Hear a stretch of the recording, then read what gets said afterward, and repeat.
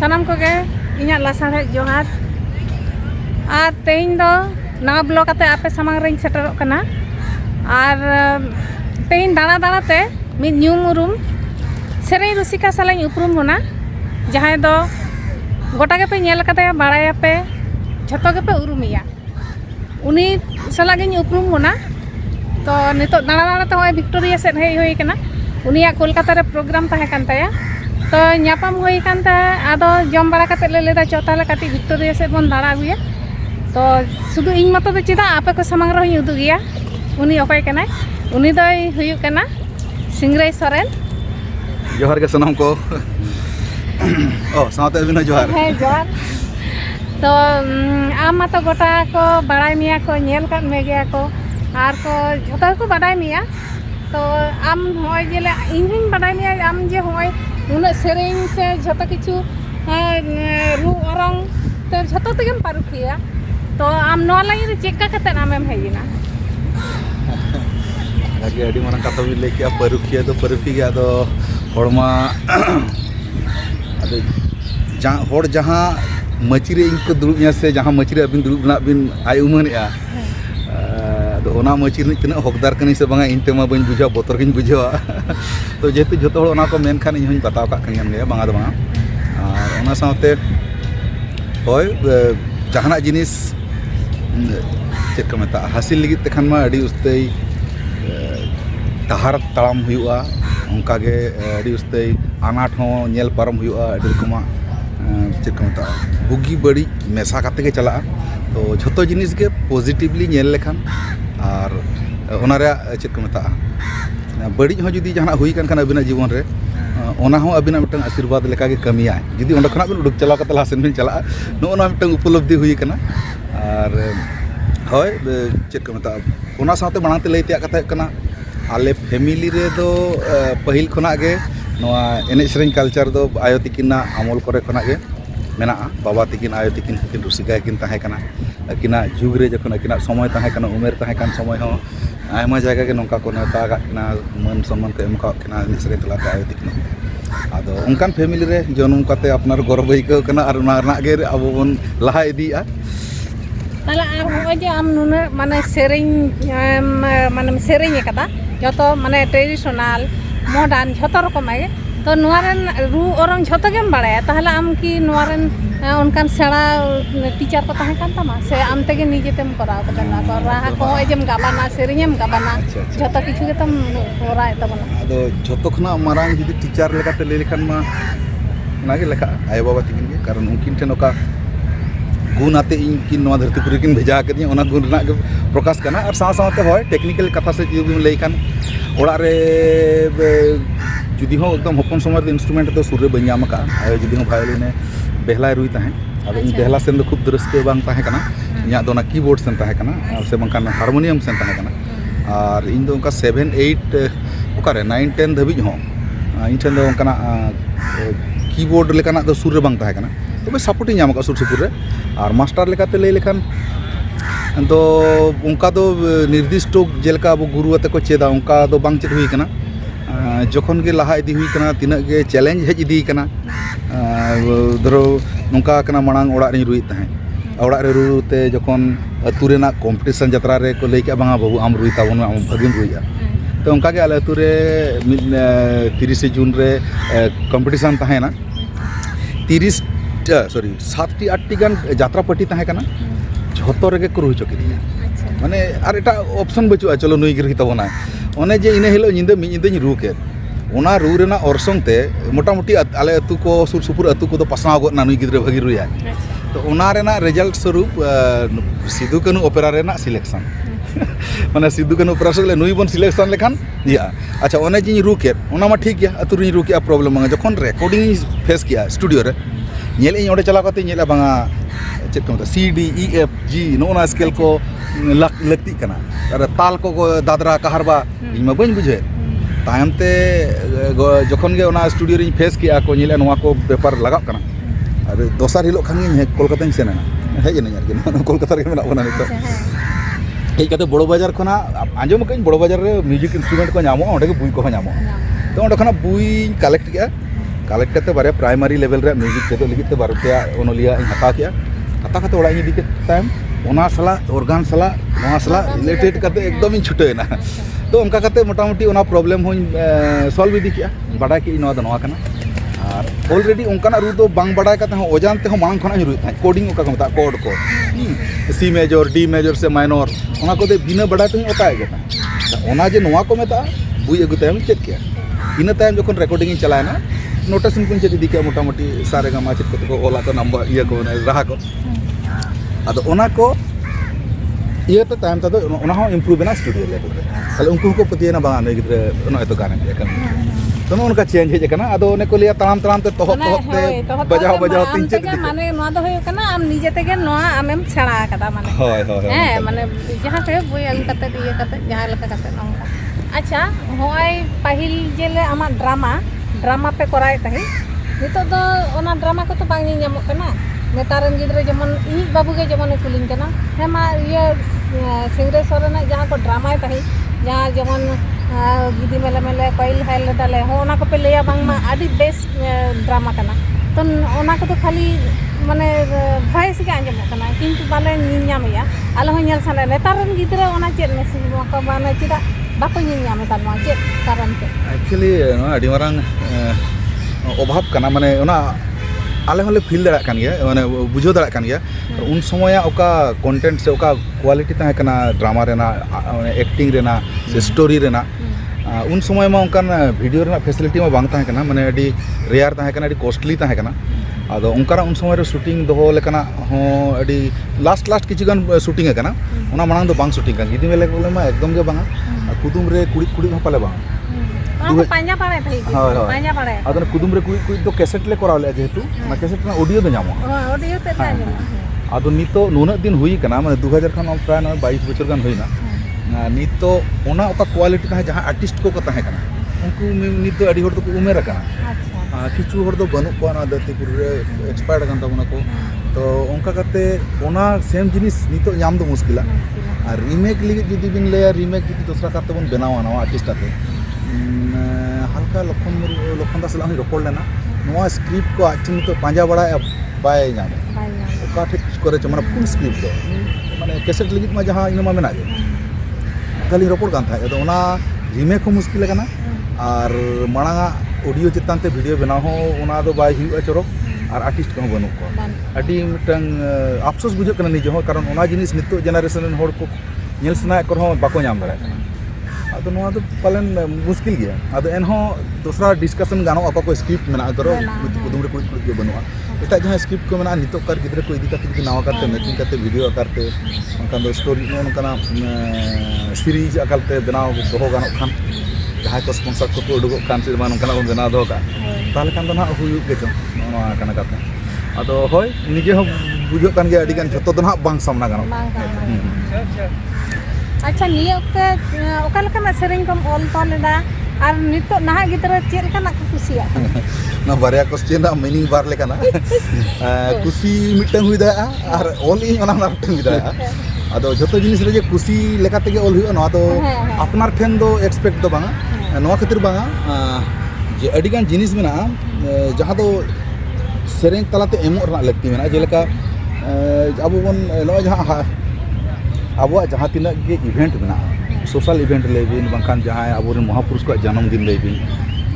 किछु किछु क्षेत्र रे तो किछु सेलिब्रिटी को सॉरी किछु अब उनको महापुरुष को इदी कते सेरेंग को मेना सिदु कानू गुरु गोमके नुकु को मेना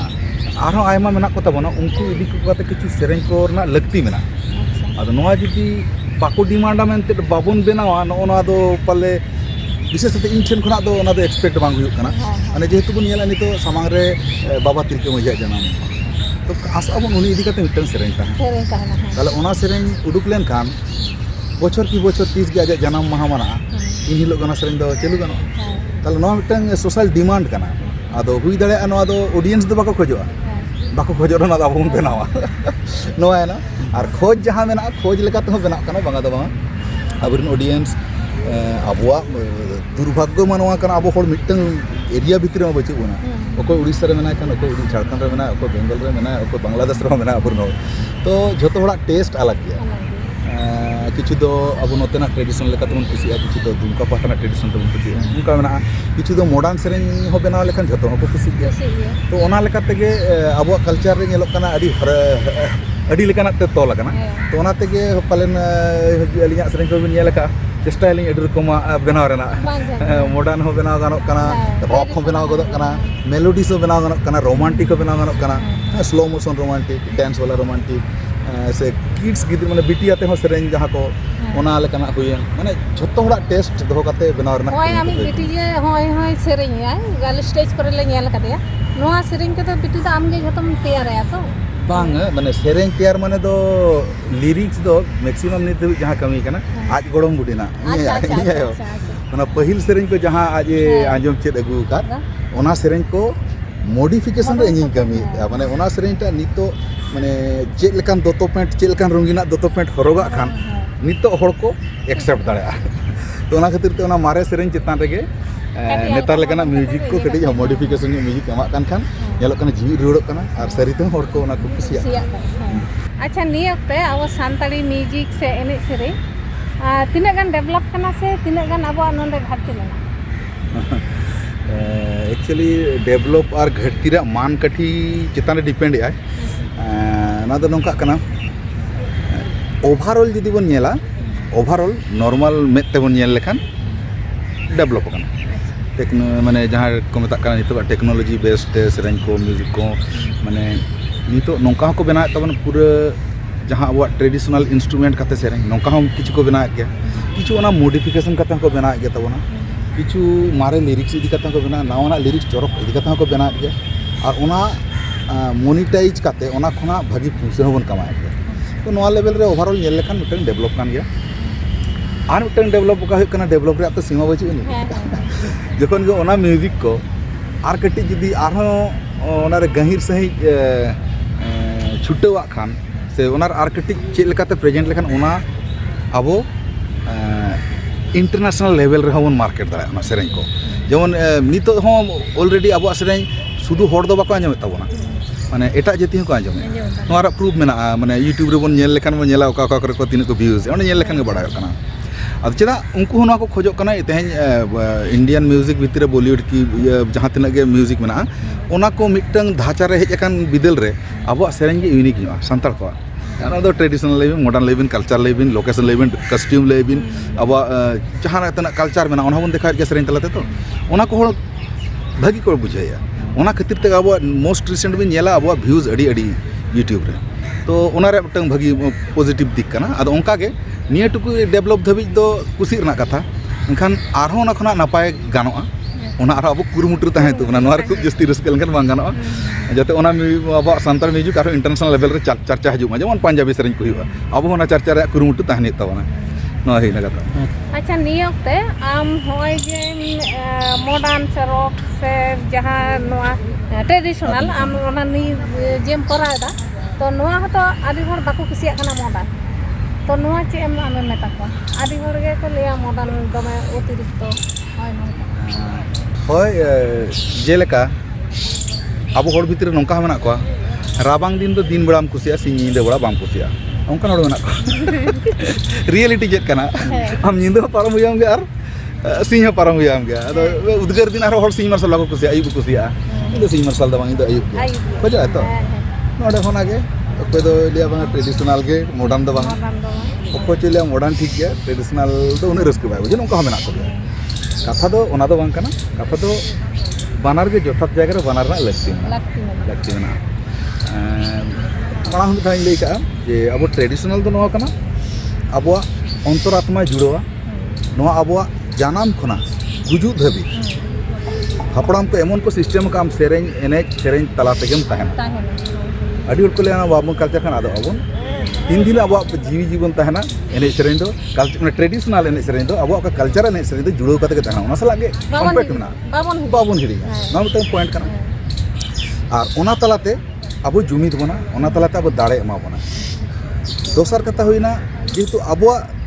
माने एरिया बारे माने अब संताल से आदिवासी को माने जहाँ बाउंड्री माने अब कल्चर बाउंड्री लेबिन अब एने सेरेन रू एने सेरेन कल्चर ना बाउंड्री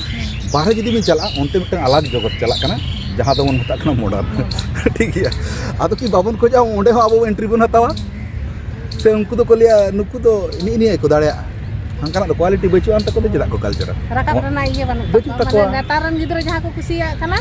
उनको तो मॉडर्न आबार पाहिल रेन या किंतु अब ट्रेडिशनल सब दोय तबना और मॉडर्न टा हो बड़ा हुई तबना और ओना रे हो अब माने अब थाबा दो हुई पकड़ दो हुई तबना क्वालिटी दो हुई तबना भले ही कुसी बांग कुसी किछु दबन कुसिया ओना दे जेजरा कुसी पर्सनल व्यापार कना एखन जखन गे अब बाहरे जखन बन जांगा बन एमा ओंडे तो किंतु ओना सिस्टम बाडाय काते ना ओना मॉडर्न चेक लेना ओंडे हम राज दाड़े ओंडे हम कैप्चर अगू दाड़े अद सीमित रे बाबन तहना तबे ना अब आउट रे कोना हो अब चेक ना सेरें रु इदी काते अर्निंग बन अगू दाड़े खोजी तमनते अब कल्चर तलते सु अब टाका गे अब ठेन गे राउंड इन बाबन खोज बाहरे खना टाका बन कलेक्टा एटा हड़ा पैसा अब कल्चर तलते बन कलेक्टा तबे तो अब बन डेवलप अब आर्टिस्ट को भीतर बार पैसा जस्ती बोलोना ओना चिंता लेखान दो बाहरे सला हो डिपेंड मेना ओना सेट मॉडर्न बस बनार के लगती मेना बिस कते लिया बना होय किछुगान होड़ बना बन मेहनत गया नेल बड़ाई कमेंट करे आदो आसबन जत जगह रे बनार रे लगती मेना आदो ओना के एतम हानते ना हाते लेखान दो बांगान ओकाठन ओका लगती ओका कमी लेखान दो जतो गे नापाय बस अच्छा अब होय नाहा गिद्रा नितो को सेरें तबना यूट्यूब रे आदि गान गिद्रा गे नितो को आदि नवा नवा सिंगर पर राकब कना नवा नवा जहां को सेरें है तो उनको आम चेक माने मैसेज में एमा को नितो पुइलु मतो अड़ी गे गौरव बुझो कना खुशी बुझो कना जे नितो अड़ी गान गिद्रा अड़ी नापाय को सेरें अच्छा अड़ी नापाय को सेरें किछु किछु हि नेला का और ओना लगित ते सरहाव और जहाँ को नोरे सरी सरी डेडिकेटेडली प्रोफेशन मन काते बन हजू कना आसिंग दोया जाते सेरें चितान रे ओकोय ओका चितान माने रू खान रू सेरें खान सेरें बेस ठीक नो छुटो दरकार माने बिना मेसिन ते बिना पर्दा काते जाते आम सरी सरी इनठन क्वालिटी मेना ओंडे धबी प्रिपेरेशन रा लगती मेना इनखान चिका तेहें जुग बदलका मेना तेहें जुग नेटे सेटर कना दाराकान जुग चेक चो ना डिमांड मेना चेक चो टेक्नोलॉजी बदलो उन समय दो नेला जुदी निजेते प्रिपेरेशन बाम ताहना ताले ओका कुल हम सामने और जुदी आम भितर ना टैलेंट आम भितर ना क्वालिटी साब दोया टेक्नोलॉजी तो हजूआ से नवा नवा हजूआ आम दो सर्वाइव करते जहाँ तीस धबी हम साब टिका इन टुक एक्सपीरियंस कना इना लेकाते इन मा बड़ा गया बन अड़ी माने यात्रा आम माने कैसेट जुग खना इन कमिया अब ने उपलब्धि का जुदी आम भितर नाम तहना क्वालिटी ताले जहाँ तीन टेक्नोलॉजी बदलो एकदम सर्वाइव इनागे नवा जुवन को भितर अड़ीगान होड़ पे कल्चर तबना जाते और मिटन कथे लई का आलोबन खोजमा कमी खटावा ढेरिंग युतुमा खटाव सलाते खटाव रे जाते आलोबन कुठियामा खटाव दो जहाँ तीन के स्कोप गना खटाव हुयुमा खटाव लखन दार दो बां चला आम लिगित गे तहन आमा बेस गे केटेजवा तो ओनाते कम खटाते रिजल्ट नाम लेखान तो कम दिन के स्टेबल तीना जस्ती खटाव उना भागी आउटपुट बन बस निये गे जीवन को लगित लई और जहाँ तेरे पे एनेज बन सेरेंग बन किंतु अलग पढ़ा दो नोटा अडी वाइटल कथा नोआ दो हुई मेन बेस कान तबना खूब भगिम कमी रहो जुदी आम एडुकेशन बांग तहन तमा आम जायगा मतो ओना बाम प्रेजेंट दड़ा जायगा मतो ओना मार्केटिंग बाम दड़ा ओना जथा जगह बाम सेटर चड़ा ओना लगित एडुकेशन मारांग अब एडुकेशन तार पर अब एनेज सेरेंग मा मेना गिया सेकंड हाथ रे दो मा अडी नापाय और ओनागे आरो आदो ताहले तेहिन दो निने गे आरो जुदी जहाँ तिस बन न्यापामा आरो नोंका गे नवा नवा कथा आम ठन ले आंजमा आर चे कम चिके परवर्ती काल रे ओना कोले आंजमा ताहले मा सनम को गे मा मुचित रे सनम को जोहार साथे अभिनव जोहार अडी बिनसला गलमाराव काते अडी खुशी रस्कली आइकौ किया और नेनेलिया को दोसरे मेन का नोआ चैनल पे सब्सक्राइब तबनो पाले नोंकान आरो नेक्स्ट वीडियो पे जामा मानकान टाटा जुदी पे कुसिया लाइक शेयर कमेंट और सब्सक्राइब ते आलो पे हिड़ी तबन मानकान जोहार।